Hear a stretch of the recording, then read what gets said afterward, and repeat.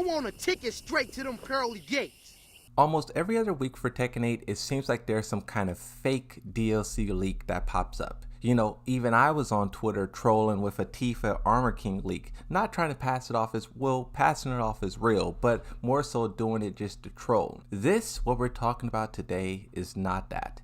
This leak possibly could be the realest leak we ever seen. This comes from a person who has a very good track record. In the past 6 months ago, I made a video, Tekken 8 roster leak debunked. At the time, there was a long list of names that was pulled from the files of Tekken 8. I believe like the closed network test version or whatever. And everyone was saying, oh, look at all these characters. This is the full roster of the game, right? Before the real full roster actually leaked. At the time, Shootsman did a lot of research and put in a lot of effort to prove that that leak at the time was fake. So this person has a lot of knowledge and a lot of skill and understanding of how these things work, which is why when we're talking about what we're talking about today, you gotta put some respect on it.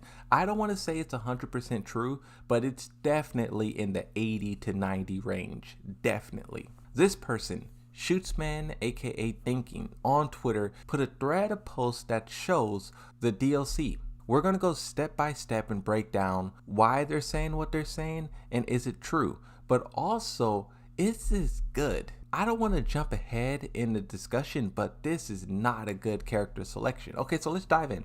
The first tweet, it says, DLC Season 1 spoiler thread for Tekken 8. For those unfamiliar, I confirmed and debunked several leaks during CNT. See quote tweet. This is what we're talking about, right?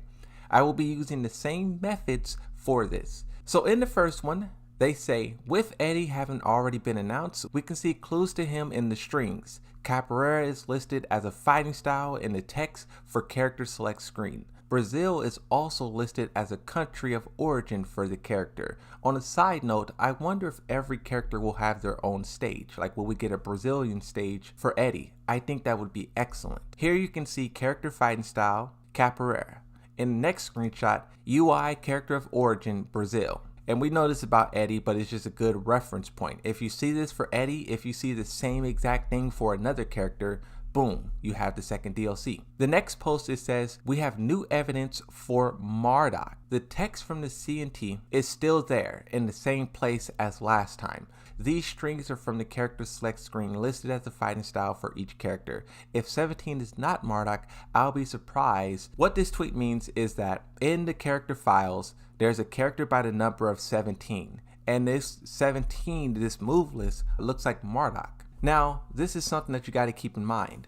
At the time when this first discovery was made about the character number 17, Harada put on Twitter that a lot of stuff was just old. It was old information that was just laying around and it will be gone. You know, it's not supposed to be there. Don't pay attention to it, is what he said. Now we have a second part to this where it says, and also we have Australian as a country of origin for a character. You can see in the screenshot, you can see Australia. The same way we seen Brazil, we can also see Australia. So this is kind of confirmation, right? It's matching with Eddie, but then you also have like his move list in the game. And at the time, this was so impactful to where it warranted a response from Harada. That's three things. Now, on the topic of Marduk, before we move to the next character, I know Main Man said Marduk will be in the game 100%, and I just think, like, I don't know. Me personally, bro, the whole experience of Tekken 7 with Marduk was just a busted, overpowered DLC character.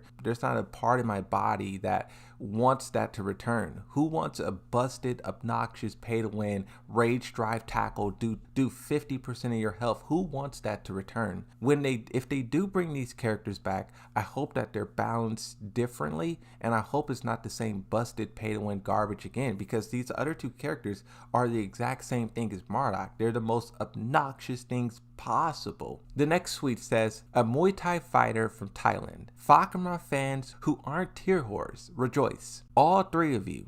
Sorry to the Bruce enjoyers. Now, in this screenshot, country of origin is Thailand. And then you have the screenshot here where the fighting style is Muay Thai.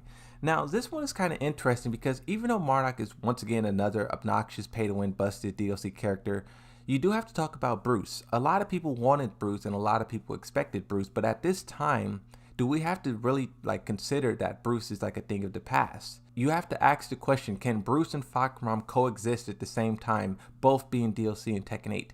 I would say no. I think that's kind of crazy for the overlap there.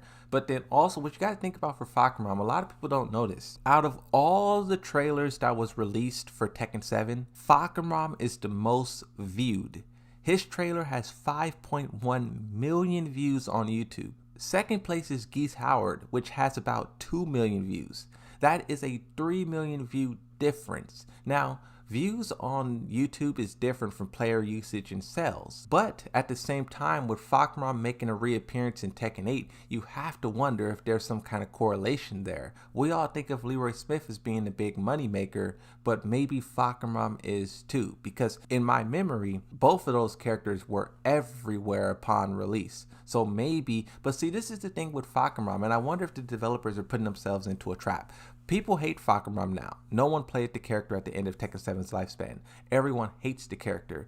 Can you capture that lightning in a bottle twice? When this character first was announced, he was new, he was cool, he was different. Everyone was interested, but we know who the character is now. We know what to expect. A lot of people aren't interested in fighting him or playing him. When you drop his trailer for a second time, will it get 5 million views again? I don't know if that's the best thing to do.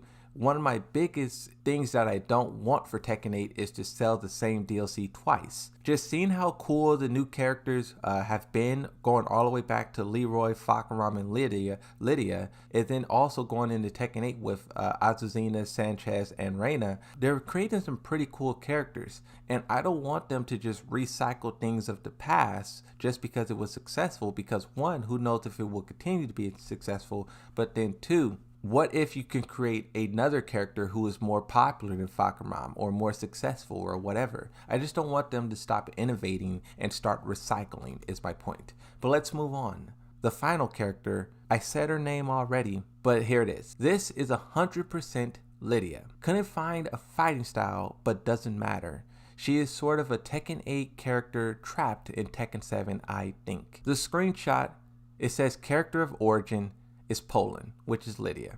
Now, the interesting thing about Lydia, Harada said when that character was first released, she's supposed to play a big role in the story. Now, we're all sitting here scratching our heads and saying the story for Tekken 8 is out. Where is she? She didn't do anything. Not even in Tekken 7 did she do anything. Now, players are starting to think and starting to believe that story DLC, it's on its way. Devil Reina, that's everywhere now. You have some cutscenes of Julia, of Leo, and Jun Kazama. That's everywhere now. Is Lydia another part of that story DLC that's planned, and will she play a big role in tackling Devil Reina? If Kazuya and Jin really doesn't have the Devil Gene, they're going to need a lot to go up against her. And what if Lydia plays a role in that? One, it would also follow up with what Harada said, but two, this evidence here and all the evidence we've seen, it just matches. It just matches oh so perfectly. The only bad thing I have to say about Lydia, she should have been base roster, and I don't like that they're selling the same DLC character twice. That is just not good in my opinion. For Tekken 8, the Season 1 pass to be so much recycled content is not what I expected. The next one says, going off of this, I'd say Armor King and Anna are once again Season 2. This was also my prediction as well. I 100% believe that they will not put Armor King in the same season pass as Eddie, and same thing for Anna. They would not. I think it's better, I said it before, it's better to save certain characters for a year or two down the road. If you put all the fire in Season 1, what are you going to do Season 4, Season 3? I wasn't even looking forward to playing DLC characters. Like, I'm satisfied with Yoshimitsu and I won't be buying anything. But to have to play against characters who were extremely obnoxious all over again, it's not exciting. I did not enjoy fighting against Marduk. I did not enjoy fighting against Fahkumram. And Lydia, she was very busted as well. But the thing about her is she was very boring. They're bringing back characters who, yes, were successful, but people did not like watching them in tournaments. So it's like, once again, it's just a big question mark. Why?